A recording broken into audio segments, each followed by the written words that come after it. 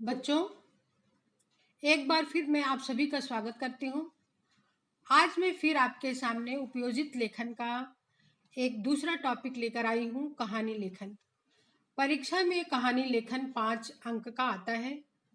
कहानी लेखन की परिभाषा, कहानी लिखते समय किन चीज़ों का ध्यान रखना चाहिए और क्या-क्या सावधानियां बरतनी चाहिए, जिससे कि हमें ज़्यादा से ज़्यादा अंक प्राप्त हो सके, इसके ऊपर हम विस्तृत जानकारी प्राप्त करेंगे। सबसे पहले मैं कहानी लेखन क्या है इसके बारे में आपको जानकारी दूंगी। जीवन की किसी एक घटना के रोचक वर्णन को कहानी कहते हैं। कहानी लिखना एक कला है। हर कहानी लेखक अपने ढंग से कहानी लिखकर उसमें विशेषता पैदा कर देता है। वह अपनी कल्पना और वर्णन शक्ति से कहानी के कथानक, पात्र या वातावरण को प्रभावशाली बना देता है। लेखक की भाषा शैली पर भी बहुत कुछ निर्भर करता है कि कहानी कितनी अच्छी लिखी गई है। अब इस कहानी लेखन की जानकारी के बाद हम कुछ चीज़ों को देखेंगे जो लिखते समय हमें ध्यान देना चाहिए। कहानी आरंभ करने से पहले शीर्षक देना चाहिए। कहानी का शीर्षक कथा वस्तु से संबंधित, संक्षिप्त और रोचक होना चाहिए। शीर्षक देते समय ध्यान देना चाहिए कि कहानी का मुख्य संदेश या मैसेज क्या है, किस प्रसंग में लिखना है, जैसे ईमानदार बालिका या चतुर किसान। रूपरेखा या मुद्दे के किसी संकेत को भी हम शीर्षक के रूप में ले सकते हैं। मुद्दे अच्छी तरह पढ़ लें। इसमें बच्चों कहानी लिखने के पहले कहानी की पूरी रूपरेखा 2-3 बार सावधानी से पढ़ लेना चाहिए। अगर हम मुद्दों को ध्यानपूर्वक पढ़ेंगे तो पूरी कहानी अच्छी तरह समझ आ जाएगी। इसके बाद आप तय कर सकते हो कि अपनी कल्पना का कितना उपयोग हम करें। कहानी के प्रत्येक संकेत, मुद्दे पर केवल एक एक वाक्य लिख देने से ही कहानी नहीं बनती है। हमें हर मुद्दे पर वर्णन, विस्तार और संवाद की त्रिवेणी बनाकर कहानी में नया रंग भरना पड़ता है। घटनाक्रम कैसा होगा यह निश्चित करें। कहानी में घटना, स्थान, पात्र या दृश्य का संक्षिप्त वर्णन करना चाहिए। स्थान, पात्र का नाम भी देना चाहिए। मतलब जो पात्र है, स्थान, जगह का नाम भी हमें रखना चाहिए अगर नहीं है तो, और पात्र का भी नाम देना चाहिए। कहानी कभी भी हमें भूतकाल में ही लिखना चाहिए, अर्थात जो बीत चुका है वह हमें बताना है। केवल पात्रों के जो संवाद है, मतलब बातचीत या डायलॉग जो है, वर्तमान काल अथवा भविष्य काल में हम लिख सकते हैं। संवाद जो है प्रसंगानुरूप बदल सकते हैं, अर्थात पात्रों में जो संवाद या बातचीत है उसे प्रसंग के अनुसार हम बदल सकते हैं। वार्तालाप स्वाभाविक होना चाहिए, छोटा और स्पष्ट होना चाहिए। संवाद अवतरण चिन्ह, मतलब इन्वर्टेड कॉमा में ही हमें लिखना चाहिए। कहानी की शब्द मर्यादा 80 से 100 शब्दों तक ही हो, अधिक से अधिक 100 शब्दों में ही, इससे ज्यादा नहीं होना चाहिए। शीर्षक छोटा, आकर्षक, मार्मिक हो। कहानी का शीर्षक का अर्थ सारगर्भित हो। कहानी काल, घटनाक्रम के अनुसार एवं धारावाहिक हो, मतलब उसमें एक फ्लुएंसी बनी होनी चाहिए, धारा प्रवाह होना चाहिए। किसी संकेत को छोड़ना नहीं चाहिए। कोई भी मुद्दा लिखते समय न छूट जाए, इसका विशेष रूप से ध्यान देना चाहिए। रूपरेखा के संकेतों को क्रमशः एक के बाद दूसरा लेना चाहिए, उसमें उलटफेर नहीं करना चाहिए। प्रत्येक मुद्दे को स्पर्श करें, अर्थात लें, उसको उसका उपेक्षित विस्तार भी करें। पूरी कहानी एक अनुच्छेद या पैराग्राफ में ना लिख डालें कि बस एक पैराग्राफ हमने लिख दिया, या फिर जैसे कि जैसा मुद्दा दिया गया, रूपरेखा दी गई है, हम उसे उतार दें और सोचें कि कहानी बन गई। तो इस प्रकार भी कहानी न लिखें। कहानी में कम से कम 3 पैराग्राफ अर्थात 3 अनुच्छेद में लिखना चाहिए। प्रसंगानुरूप वातावरण, शब्द, भाषा, संवाद होना चाहिए। सुविचार कहावतें, मुहावरे यथासंभव प्रयोग करें। इसके प्रयोग से कहानी में जान आ जाती है और ज्यादा रुचिकर हो जाता है। उचित स्थानानुरूप विराम चिन्ह होना चाहिए, अर्थात जहां उचित लगे वहां विराम चिन्ह लगाना चाहिए। ऐसा नहीं कि विराम चिन्ह लगाए बिना आप पूरी कहानी लिख डालें। विराम चिन्ह गलत जगह पे लगने पर भी अर्थ का अनर्थ हो जाता है। इस चीज का भी विशेष ध्यान रखें कि किस तरह से विराम चिन्हों को लगाना है। सीख लिखना जरूरी है, अर्थात यदि प्रश्न में सीख या बोध लिखने के लिए कहा गया हो तो कहानी पूरी होने के बाद अलग परिच्छेद में कहानी से मिलने वाली सीख या बोध संक्षेप में या कुछ शब्दों में अवश्य लिखें। बच्चों, अब हम कहानी का प्रकार देखेंगे। वैसे तो कहानी के कई प्रकार हैं, जैसे कहानी की सहायता या आधार पर हम कहानी लिखते हैं, कहावत की सहायता पर, मुद्दों के आधार पर, अपूर्ण कहानी को पूर्ण करना, चित्रों के आधार पर, शब्दों के आधार पर ज्यादातर परीक्षा में 3 प्रकार केवल के कहानी आते हैं।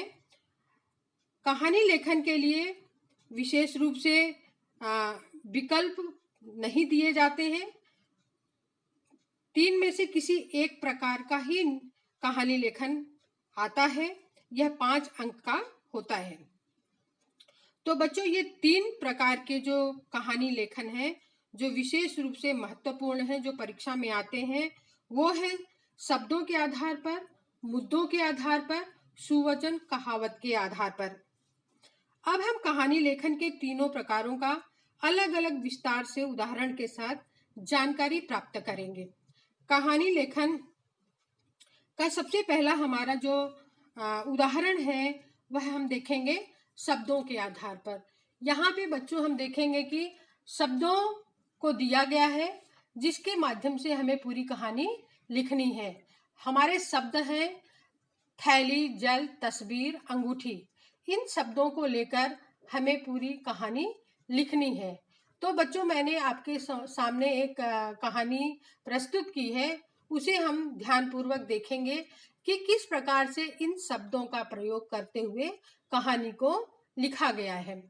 तो नरेश एक बार अपने गांव से एक रिश्तेदार के यहाँ जा रहा था। उसके रास्ते में एक नाला पड़ता था। नाला पार करने के लिए नरेश ने अपना पैंट ऊंचा उठाया और नाला पार करने लगा। नाले में घुटने तक पानी था। जब वह नाला पार कर रहा था तभी उसके पैर में कुछ अटका। उसने झुककर उसे उठाया। वह एक थैली थी। उसने नाला पार किया। थैली भीगी हुई थी। थैली खोलकर नरेश ने देखा, उसमें एक व्यक्ति की तस्वीर भी थी। तस्वीर के पिछले भाग में उस व्यक्ति का नाम और पता भी लिखा हुआ था। थैली में एक अंगूठी भी थी। वह पहले अपने रिश्तेदार के यहाँ गया। वहाँ खाना पीना खा करके जब वह शाम को घर लौटा तो उसने सोचा कि यह सामान इसके मालिक के पास पहुंचना चाहिए। दूसरे दिन तस्वीर में लिखे पते पर नरेश गया। दरवाजा खटखटाने पर उसी आदमी ने दरवाजा खोला जिसकी तस्वीर झोले में थी। नरेश ने उस व्यक्ति को थैली, तस्वीर तथा अंगूठी दे दी।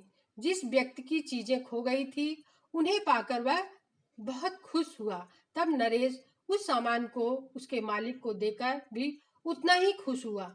बच्चों, इसमें मैंने जैसा कि आपको बताया था कि शीर्षक और सीख जो है वो अवश्य ही लिखना चाहिए। तो हमने उन 4 शब्दों के माध्यम से जो कहानी लिखी उसका शीर्षक हमने रखा खोया और पाया। और जो इस पूरी कहानी से जो सीख मिला हमें, खोया सामान मिल जाने पर पाने वाले और देने वाले दोनों को खुशी होती है। तो बच्चों, चारों शब्दों को हमने किस तरह से प्रयोग किया और किस तरह से पूरी कहानी को हमने विकसित किया और अपने कल्पना को विस्तार देने के साथ एक कहानी पूरी हमने आपके सामने प्रस्तुत की।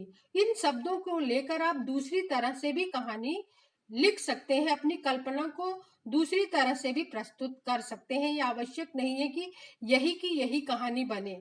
आप अपनी कल्पना को दूसरे तरह से भी प्रस्तुत कर सकते हैं, लेकिन उसमें उन्हीं सारे मुद्दों को ध्यान में रखते हुए आपको कहानी लिखनी है।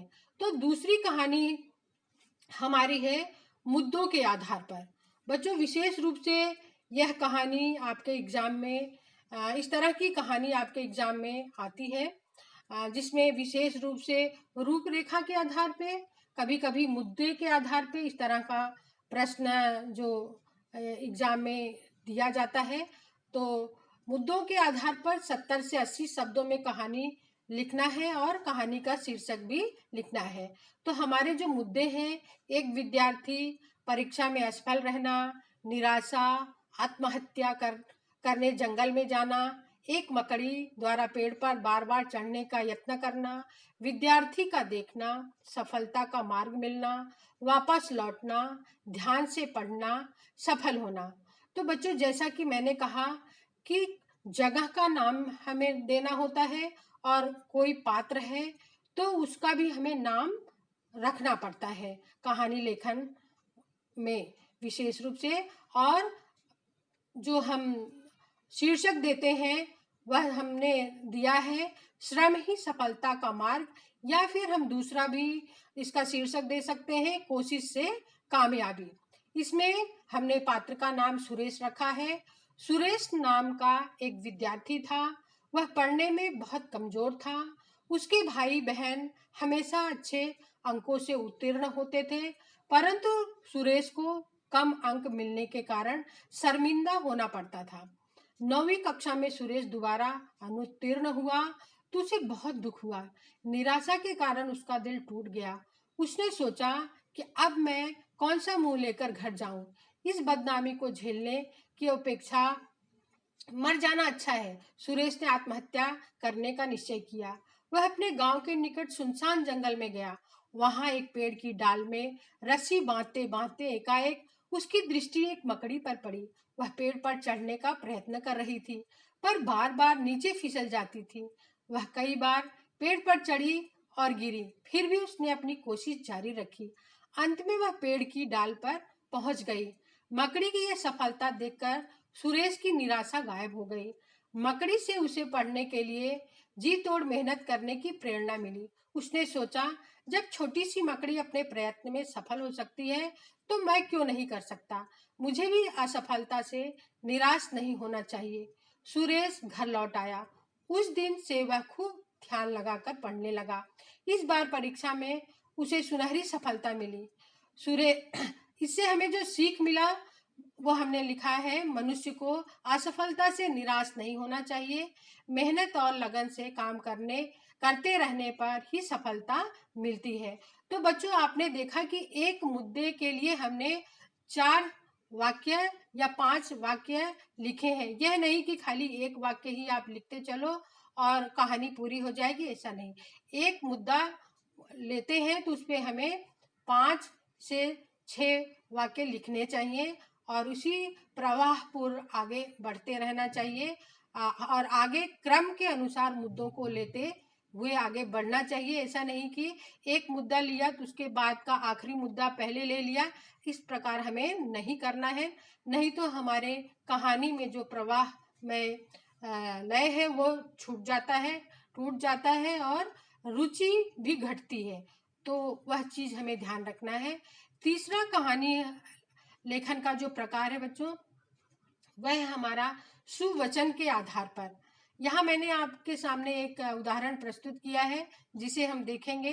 निम्नलिखित सुवचन को आधार बनाकर लगभग 70 से 80 शब्दों में कहानी लिखिए। कहानी से मिलने वाली सीख भी लिखिए। तो हमारा जो सुवचन है वह है मानव सेवा ही ईश्वर सेवा। इसके ऊपर हमें कहानी लिखनी है। तो हमने देखा कहानी शुरुआत में ही जगह का नाम रखा है और पात्र का नाम लिखा है। उसे हम किस तरह से आगे लिखे हैं उसके मैं पढ़कर आपको सुनाऊंगी। बलरामपुर नामक एक गांव, छोटा सा गांव था। उस गांव में सब लोग आपस में मिलजुल कर रहते थे। उसी गांव में राजेश नाम का एक लड़का अपनी माँ के साथ रहता था। राजेश रोज सवेरे सवेरे एक निश्चित समय पर घर से निकल जाता था। वह घर से निकलकर सीधे एक वृद्धाश्रम में जाता था। वहां वह वृद्ध लोगों की यथासंभव देखभाल करता था। घर पर राजेश की माँ परेशान रहती थी। आखिरकार वह सवेरे सवेरे कहाँ जाता है। कुछ दिनों के बाद राजेश की माँ को पता चला कि उनका बेटा वृद्धाश्रम में जाकर वृद्ध लोगों की देखभाल करता है। उसकी सारी परेशानी दूर हो गई। उसकी प्रसन्नता की सीमा नहीं रही। उसे अपने बेटे पर गर्व महसूस हुआ। तो बच्चों, इस पूरी कहानी का जो हमें सीख मिला वह हमने लिखा है, क्योंकि प्रश्न में भी कहा गया है कि सीख लिखिए। तो सीख हमने लिखा है, सत्कर्म करने पर सत्कर्म करने वाले के साथ साथ उसके घर वालों को भी सुख मिलता है। तो इस प्रकार हमने 3 तरह की कहानी लेखन को देखा, जिसमें हमने देखा कि छोटी-छोटी बातों को ध्यानपूर्वक लेकर हम आगे बढ़ते हैं तो किस प्रकार से अच्छी कहानी हम लिख पाते हैं, जिसमें कहानी में 5 अंक किस प्रकार से बांटे गए हैं वह भी हमें विशेष रूप से समझना चाहिए। शीर्षक पर 1 मार्क्स होता है। पूरे कहानी में जो हमने व्याकरण, मुहावरे आदि प्रयोग किए हैं उसके ऊपर 1 मार्क्स, प्रवाह में कहानी है उसके ऊपर 1 मार्क्स, सीख के ऊपर 1 मार्क्स, इस तरह से कुल मिला के हमारी पूरी कहानी 5 मार्क्स की होती है। तो बच्चों, मुझे पूरा उम्मीद है कि आपको कहानी लेखन से संबंधित जो भी समस्या थी वह मैं समाधान दे पाई हूँ। और बच्चों, यही नहीं, मैं आपके सामने कुछ स्वाध्याय के लिए, आपकी प्रैक्टिस के लिए कुछ कहानियाँ लाई हूँ, जिसे आप स्वयं से लिखेंगे और प्रैक्टिस करेंगे, जिससे कि आप कहानी लेखन अच्छी प्रकार से कर सकें। जिसमें तीनों प्रकार की कहानी लेखन मैंने आपके सामने दिया है, जिसमें शब्दों के आधार पर 3 कहानियां दी हैं, जिसमें शब्द हैं बोतल, किनारा, कंगन, कागज। दूसरा हमारा है माँ, पिताजी, बालक, पैसे, गिर गए पिताजी के पैसे, माँ के पैसे, मेरे नहीं क्या। तीसरी कहानी है मेढक, कुआं, समुद्र, विशाल, संकुचित। इन शब्दों को लेकर आपको 3 कहानी बनानी है। उसके बाद मुद्दे के आधार पर कहानी है, जिसमें 3 अलग अलग मुद्दे दिए गए हैं, जिसकी संख्या हमने डाली हुई है। फिर हम तीसरी कहानी जो हमारा असाइनमेंट के रूप में, स्वाध्याय के रूप में आपके सामने है, वह है सुवचन के आधार पर। कभी न कभी घूरे के दिन भी फिरते हैं, मूर्ख मित्र से समझदार शत्रु अच्छा होता है, जहाँ सुमति वहाँ संपत्ति नाना, मेरे मन कछु और है, कर्ता के मन कछु और। तो इस प्रकार से इन कहानियों को आप स्वयं से लिखकर अध्ययन करेंगे तो आपका कहानी लेखन जो है अच्छी प्रकार से तैयार हो जाएगा और एग्जाम में आप अच्छे से अच्छा अंक प्राप्त कर सकेंगे। इस तरह से हमारा यह वीडियो समाप्त होता है। धन्यवाद।